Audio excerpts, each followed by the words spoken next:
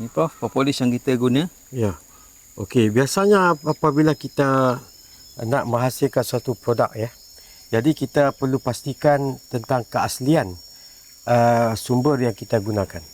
Jadi apa yang kita perhatikan pada pagi ini adalah sumber propolis yang natural, yang asal, dan kita bawa ke makmal dan untuk kita buat kajian.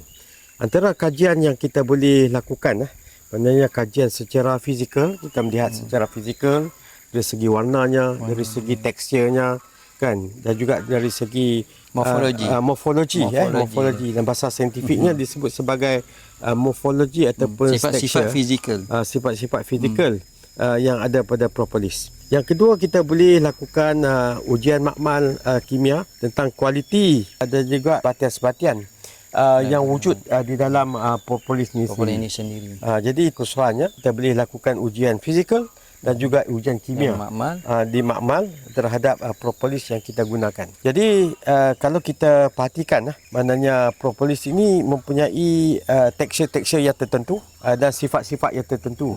Untuk dengan demikian ia memberi jawapan kepada kita tentang keaslian sumber propolis yang kita gunakan. Ujian saringan yang kita lakukan setiap kali kita ambil harvesting dia punya propolis, kita akan buat setiap batch. Ini akan keluar dalam bentuk certificate of analysis. Kita perlu buat setiap batch untuk memastikan produk yang akan dihasilkan adalah sentiasa konsisten dan sentiasa more or less lebih kurang sama je kesan dia kepada pengguna lah. Kita tak nak nanti kalau kita tak buat saringan setiap batch ataupun setiap kali kita ambil, dia punya variasi setiap batch akan berbeza, dan di end akan menimbulkan komplain lah kepada customer.